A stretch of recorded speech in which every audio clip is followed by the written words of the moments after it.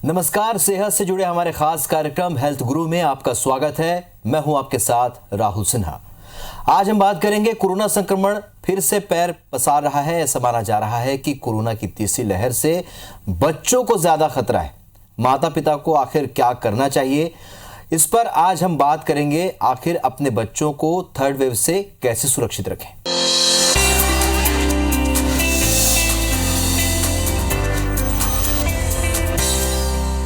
तो कोरोना काल में बच्चों का कैसे ध्यान रखें, कैसे उन्हें संक्रमण से बचा सकते हैं और बच्चों में कोविड-19 के लक्षण, प्रभाव और इससे जुड़ी सावधानियों के बारे में हम बात करेंगे। हमारे साथ मौजूद हैं अंबेडकर हॉस्पिटल से डॉक्टर कनक रामदानी, चाइल्ड स्पेशलिस्ट हैं रायपुर से। डॉक्टर साहब, आपको बहुत बहुत स्वागत है। डॉक्टर साहब, चूंकि हम थर्ड वेव की बात कर रहे हैं और सभी खतरे की बात कर रहे हैं, बड़ों को खतरे है, और दूसरी बात हमने देखी कि सेकेंड वेव में भी कुछ संक्रमण के मामले सामने आए। हालांकि पहले कहा जाता रहा है कि बच्चों को ज़्यादा खतरा नहीं है क्योंकि उनके लंग्स जो होते हैं फ्रेश होते हैं, और चूंकि ये एक तरीके का निमोनिया है तो बच्चों पर इसका संक्रमण का खतरा कम है। लेकिन अभी हम देख रहे हैं कि बच्चों में भी संक्रमण के मामले बढ़ रहे हैं। क्या कुछ ख्याल रखना होगा और क्यों बढ़ रहे हैं? नमस्कार। सबसे पहली बात, बच्चों पे पिछली बार भी सेकेंड वेव में भी अपन ने देखा था कि संक्रमण का खतरा काफी ज्यादा था। संक्रमण का खतरा कभी कम नहीं था, बस हम लोग ने थोड़ा आंकलन कम किया था। टाइम एंड अगेन अब 2 साल में बार बार बोला जा रहा है कि अपन को मास्क के साथ रहना चाहिए। लापरवाही जो है वो माँ बाप कर रहे हैं ये सोच के कि उनका टीकाकरण हो गया है, पर वो ये भूल जा रहे हैं कि उनके घर में बच्चे हैं जिनका टीकाकरण नहीं हुआ है। अंडर 5 अभी तक ये वैक्सीन अलाउड ही नहीं है, तो अंडर 5 तो हमेशा खतरा में रहेगा ही। अपने यहाँ पे अभी जो पीडियाट्रिक वैक्सीनेशन है वो बस स्टार्ट ही हुआ है, तो अभी तक पीडियाट्रिक पॉपुलेशन जो है उनके पास इस बीमारी का टीका नहीं है। अतः जो बच्चे बहुत घूम रहे हैं या जिन एडोलेसेंट बच्चों ने बहुत ज्यादा अभी न्यू ईयर वगैरह सेलिब्रेट किया, उन सब में मामले बहुत ज्यादा आए थे। दूसरा इशू है कि कोविड बच्चों और बड़ों दोनों को एक जितना इन्फेक्ट करता है।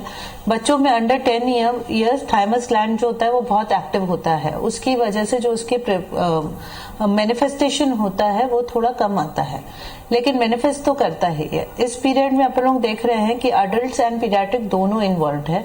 इसमें पोस्ट वैक्सीन भी आ रहा है एंड प्री वैक्सीन भी आ रहा है। पोस्ट वैक्सीनेशन इनका जो ड्यूरेशन अडल्ट्स में है वो थोड़ा कम है, और किसी किसी अडल्ट में like last year asymptomatic cases काफी ज्यादा थे सेकेंड वेव में। थर्ड वेव में उससे भी ज्यादा है, क्योंकि ये 2 दिन का फीवर दे रहा है अडल्ट में, या 1.5 डेज का फीवर दे रहा है, या सिवियर बॉडी एक और हेडेक हो रहा है। क्योंकि पिछले हफ्ते बारिश हो गई थी, इसके लिए लोग इसको कंफ्यूज कर जा रहे हैं कि मौसम के चेंज से ये हुआ है, इसलिए अडल्ट्स की तरफ से कोई भी प्रिकॉशन नहीं हो रहा है। इसके लिए जो उनके घर में बच्चे हैं उनका कांटेक्ट अपने ही आजू बाजू के लोगों से बहुत ज्यादा हो रहा है और वो इफेक्ट हो जा रहे हैं। सेकेंड इशू क्या है कि जो अपने 1 to 5 इयर्स के बच्चे हैं वो थोड़े प्रोटेक्टेड एनवायरनमेंट में, उसमें भी अंडर 2 इयर्स जो है वो ज्यादा प्रोटेक्टेड एनवायरनमेंट है। इसलिए इस वक्त जो कोविड पॉजिटिव केसेस ज्यादा दिख रहे हैं वो पूरा अडोलेसेंट फेज में दिख रहे हैं। यानी आप देखेंगे तो 12 से 18 साल के बच्चे जो है वो बहुत ज्यादा इन्वॉल्व है। इसका रीजन बहुत लोग स्कूल को जोड़ रहे हैं, लेकिन ये स्कूल से नहीं हुआ है, क्योंकि ये वाला जो जनरेशन है 12 से 18 इयर्स, ये जनरेशन का जो लोगों से मेल मिलाप है वही ज्यादा है, जिसमें माँ बाप को ड्यूटी बनती है कि अपने बच्चों को बोलें कि बच्चों तुम लोग अनवैक्सीनेटेड हो, इसके लिए प्लीज मास्क पहन के रखिए। यदि माता पिता खुद मास्क पहनेंगे, बार बार सैनिटाइजेशन करेंगे, भीड़ नहीं करेंगे, पार्टी ज्यादा नहीं करेंगे, तो वही चीजें बच्चों में आएंगी। अगर अपन लोग कोरोना को लीनियंटली लेंगे तो ये जो अभी अपने को ऐसा लग रहा है कि इसमें एडमिशन रेट कम है, तो थर्ड वेव अभी चालू हुई है। थर्ड वेव और सेकेंड वेव की स्पीड एकदम सेम है। पूरी स्टडीज आ चुकी हैं जिसमें ये बता रहे हैं कि जिस हिसाब से केसेस बढ़ रहे हैं डेली बेसिस पे, थर्ड वेव एकदम सेकेंड वेव को फॉलो कर रही है। अभी तक हम लोग थर्ड वेव को ओमिक्रॉन मान रहे हैं और ये मान रहे हैं कि ये उतना ज्यादा एडमिशन नहीं दे रहा है, बट हम लोग को प्रिपेयर्ड रहना है, क्योंकि अभी नेक्स्ट वीक में हमको मालूम पड़ेगा कि और क्या हो रहा है और कितने बच्चे कैसे संक्रमित हो रहे हैं। इसके लिए हमारी तरफ से कोई लापरवाही नहीं होनी चाहिए। हम लोग को खुद 3 बातों का ख्याल रखना है। एक, मास्क पहनना है, हाथ बार बार धोना है और सैनिटाइजर का यूज करना है। यही 3 चीजें हमारे बच्चों पे फॉलो होती हैं। बेवजह ट्रैवल मत करिए। शादियां इतनी जरूरी नहीं है जितने आपके बच्चों की हेल्थ जरूरी है। अतः जो भी पब्लिक गैदरिंग्स है, अगर आप उनको अवॉइड कर सकते हैं तो प्लीज अवॉइड करिए। बच्चे आपके वैक्सीनेटेड नहीं हैं, उनको वहां मत लेके जाइए। यदि आप कोई भी पब्लिक ट्रांसपोर्ट को यूज करते हैं तो खुद मास्क पहनिए। कोशिश करके आपके बच्चों को भी मास्क पहनाइए। बार बार ध्यान दीजिए कि बच्चे अपने खुद के हाथ जो है वो मुंह की तरफ नहीं लेके जाए। कैसे भी जो आपको सब प्रिकॉशंस पहली वेव में आपके लिए दिए गए थे वो अब आपके बच्चों पे हैं।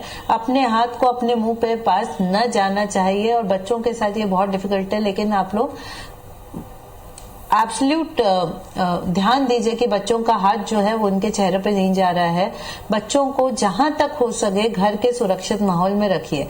दूसरी चीज है, बच्चों का जो खान पान है उस पर विशेष ध्यान दीजिए। यदि बच्चे सुपोषित हैं तो बच्चों को ये जो सर्दी खांसी है ये कम दिखाई देगा, और बच्चों अगर कुपोषित हैं तो ये ज्यादा दिखाई देगा। इसलिए खान पान का विशेष ख्याल दीजिए। बच्चों को ना विशेष रूप से ज्यादा अच्छी तरह से कवर करके रखिए।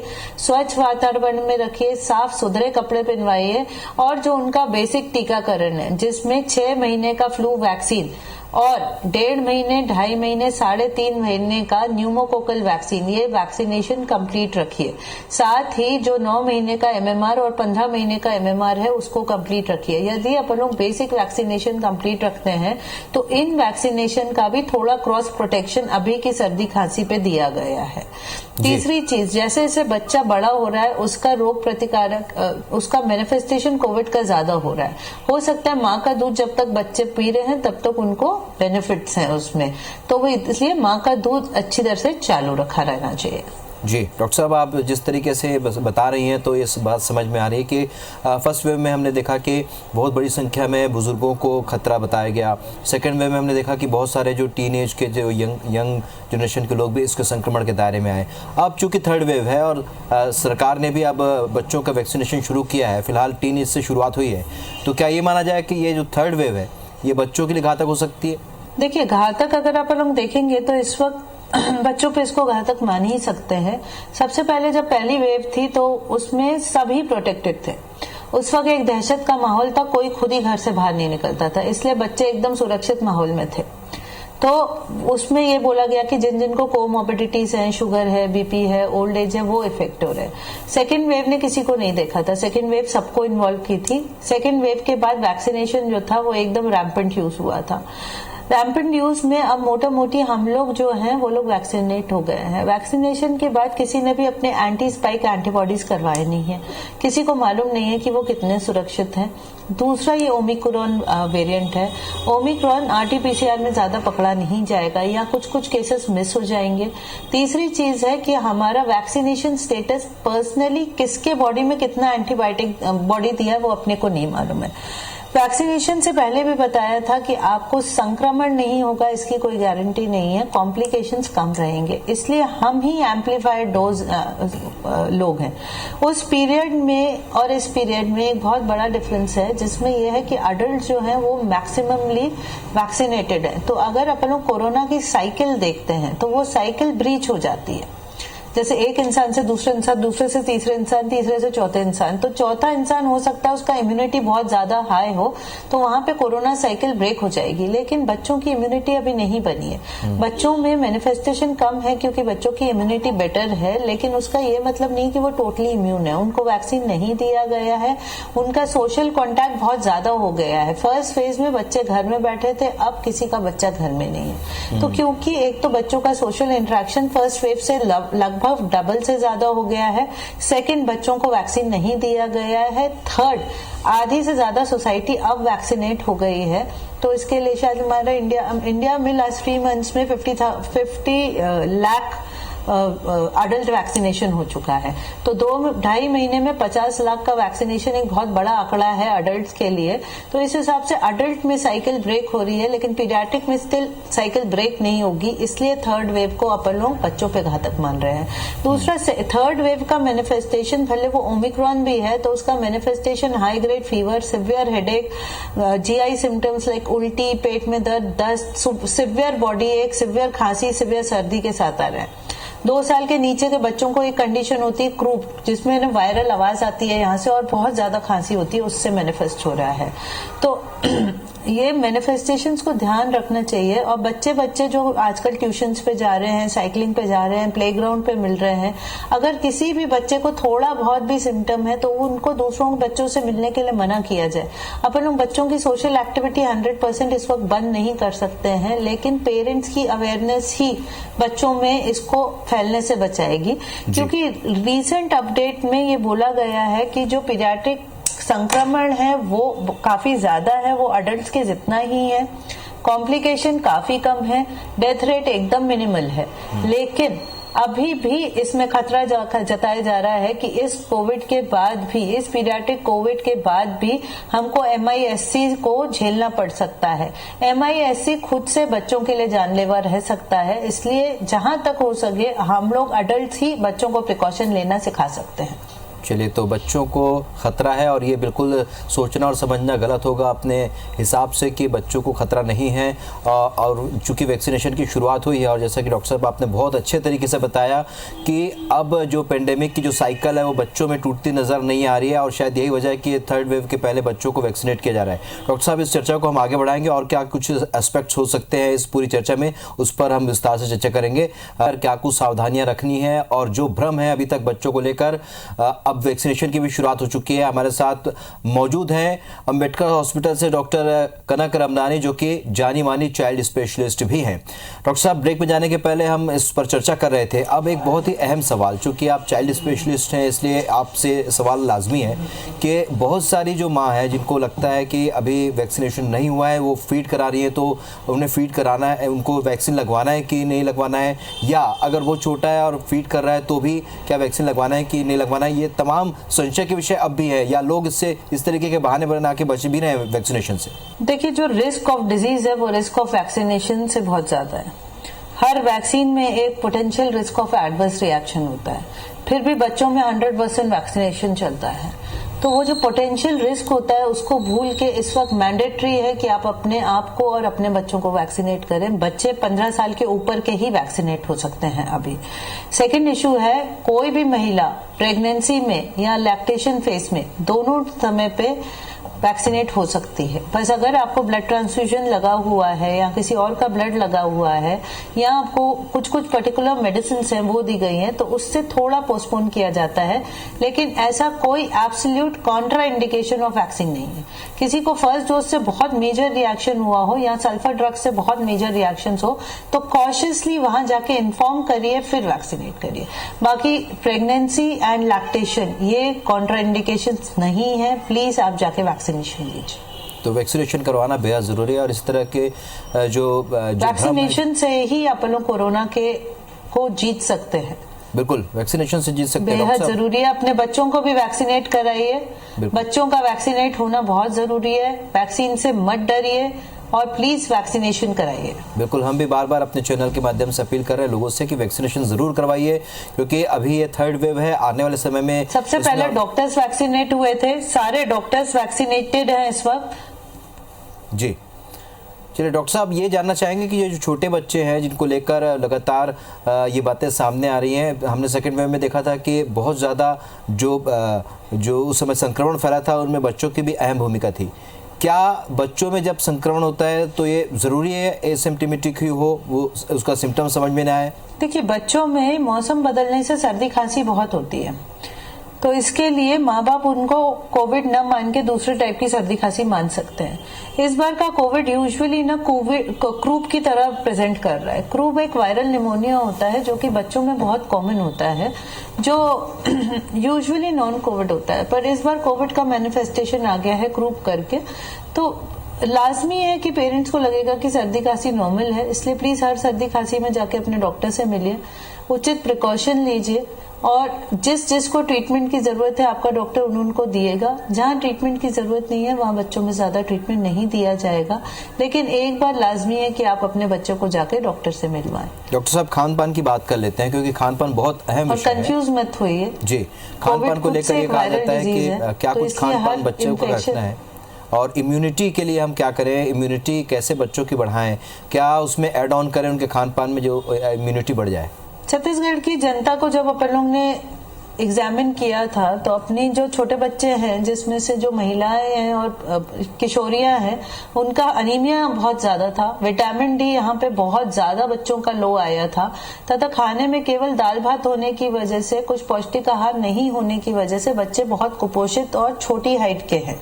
तो इसके लिए 6 महीने के ऊपर पूरक आहार माताओं को देना ही चाहिए, थोड़ा बहुत ऊपर का दूध देना ही चाहिए, बच्चों को उचित पोषक आहार देना चाहिए, बच्चों की विटामिन डी और आयरन का विशेष ख्याल करना चाहिए। इसके लिए गुड़, मूंगफली, तिल, ये सब बच्चों के खान पान में होना चाहिए। जब भी बच्चा दाल चावल भी खाता है तो देखिए कि बच्चा सूखा चावल न खाए, दाल भी डाली जाए। छोटे बच्चों के लिए हर पीएचसी में सरकार की तरफ से रेडी टू यूज सेरेलैक मिलता है, वो यूज करिए। अपने बच्चों को उचित मात्रा में, जैसे आपकी मितानिन दीदी समझा रही है वैसे दीजिए। हर बच्चे के लिए 1 पैकेट मूंगफली सरकार मुहैया कराती है, उसको आप अच्छी तरह से सेक के, उसको भून के, पीस के पाउडर बना लीजिए।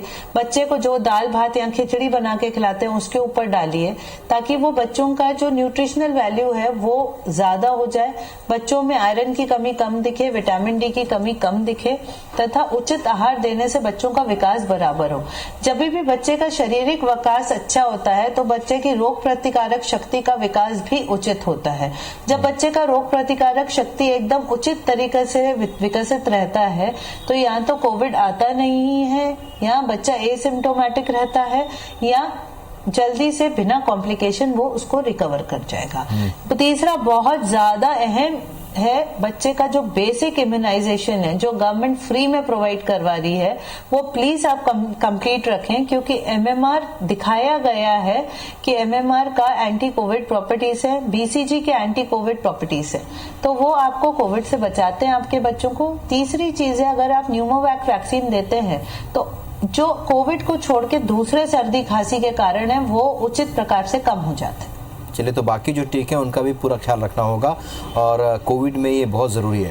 डॉक्टर साहब, चलते चलते क्योंकि वक्त हो चुका है, लेकिन हमारे जो दर्शक देख रहे हैं, आप क्या संदेश देना चाहेंगे बच्चों को लेकर थर्ड वेव में जो खतरा बना या सावधानी को लेकर? संदेश वही है, अगर बहुत ज़रूरी ना हो तो घर से बाहर न निकलें। बच्चों का शारीरिक और सोशल विकास रोका नहीं जा सकता है। बच्चा का सोशल विकास यानी उचित खान पान, पढ़ाई और उनका खेलकूद चालू ही रहेगा। उसके साथ आपको अपने बच्चों को सिखाना पड़ेगा कि बार बार हाथ धोएं, मास्क के बिना न घूमें, सैनिटाइजर यूज करते रहें और जब बच्चे आपस में खेल रहे हो तो बहुत भीड़ भाड़ न करके थोड़ा थोड़ा दूर दूर रहें। बिल्कुल, और इन तमाम बातों के बीच ये भी ख्याल रखना होगा कि जिस तरीके से सरकार ने एक शुरुआत की है बच्चों को वैक्सीनेशन कराने की, हालांकि टीनेज को वैक्सीनेशन शुरू हो चुका है, आने वाले समय में और कम उम्र के बच्चों को भी वैक्सीन लगेगा, तो ज़रूर वैक्सीन भी ज़रूर अपने बच्चों को लगवाइए और जो वैक्सीन ड्यू है इसके पहले की वैक्सीन उनको भी लगवाइए, ताकि जो कोविड को लेकर जो प्रतिरोधक क्षमता, जो रोग प्रतिरोधक क्षमता डेवलप होती है उन टीके से भी ये प्रतिरोधक क्षमता बढ़ेगी। डॉक्टर साहब, आप हमारे साथ जुड़े और इतनी अहम जानकारी दी इसके लिए बहुत बहुत शुक्रिया आपका। तो आज हमने थर्ड वेव में जो प्रभाव है, बच्चों पर पड़ने वाले प्रभाव, जो खतरे को लेकर, सावधानी को लेकर हमने चर्चा की है। डॉक्टर कनक रमनानी, जो कि जानी मानी चाइल्ड स्पेशलिस्ट हैं, उन्होंने तमाम जानकारियां आपके सामने रखी हैं और बच्चों को लेकर थर्ड वेव में किस तरीके से सावधानी बरतनी है, हमें लगता है कि इस एपिसोड के जरिए आपको तमाम जानकारी मिली होगी। ऐसे ही किसी विषय के साथ आपसे फिर होगी मुलाकात, तब तक ले दीजिए इजाजत, नमस्कार।